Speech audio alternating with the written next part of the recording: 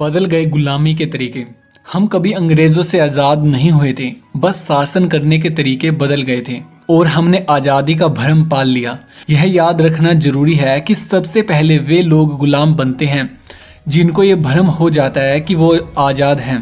1862 में British banking के द्वारा अमेरिकी बैंकर्स के लिए एक सजेशन दिया गया, जिसमें कहा गया था कि मैं और मेरे यूरोपियन मित्रों को यह जान करके खुशी होगी कि गृह युद्ध के बाद अमेरिका में जातिगत गुलामी खत्म हो जाएगी, क्योंकि इसमें मालिकों को गुलामों की सारी जिम्मेदारियां भी उठानी पड़ती हैं, जबकि हमारे पास लोगों को गुलाम बनाने का इससे भी आसान तरीका है, और वो ये है कि पूंजी द्वारा लोगों की आमदनी कंट्रोल करके हम उन्हें कंट्रोल कर सकते हैं। और यह सब किया जा सकता है पैसे को कंट्रोल करके।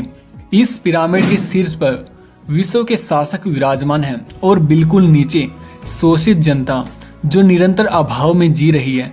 जनता पर नियंत्रण करने के लिए दुनिया के हर देश में सरकारें विराजमान हैं, जो आमतौर पर जनता के हित में नहीं बल्कि विश्व के शासकों के लिए काम करती है। मीडिया और शिक्षा व्यवस्था सरकार के सहयोग से विश्व के शासकों के पक्ष में लोगों को मेंटली गुलाम बनाने का काम करती है। शोषण के विरोध में खड़े लोगों का दमन करने के लिए सीक्रेट एजेंसी, सेना, पुलिस, कोर्ट, जेल इत्यादि की व्यवस्था भी बनाई हुई है। सरकारों पर मल्टीनेशनल कंपनियां बैठी हैं जो कि विश्व के सभी संसाधनों को कंट्रोल करती हैं।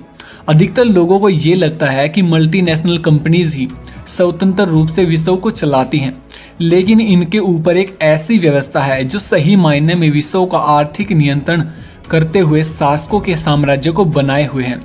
और यह व्यवस्था ब्याज, tax, central bank, world bank, international monetary fund और बैंक ऑफ इंटरनेशनल सेटलमेंट जैसी संस्थाओं के माध्यम से होता है।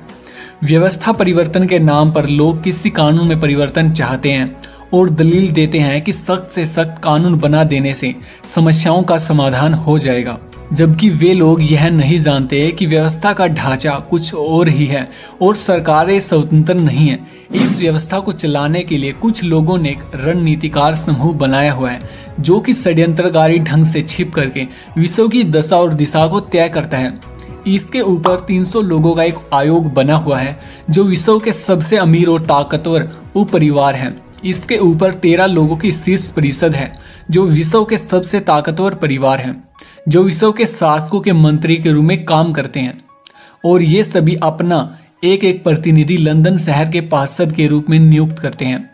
इन 13 लोगों के आयोग में Rothschild family, John D Rockefeller family, JP Morgan family शामिल है। फोर्ड मोटर के संस्थापक हेनरी फोर्ड ने एक बार इस व्यवस्था के बारे में कहा था कि यह तो अच्छा है कि देश के लोग हमारी बैंकिंग और मौद्रिक प्रणाली यानी कि मॉनेटरी सिस्टम को नहीं समझते। अगर समझते तो मुझे विश्वास है कि कल सुबह होने से पहले ही क्रांति हो जाती। तो ऐसी क्या बात है जिसे अगर देश के लोग समझ लेते तो क्रांति होना निश्चित है। इस बात को समझने के लिए हमें बैंकिंग प्रणाली के साथ साथ यह भी समझना होगा कि आखिर यह पैसा है क्या।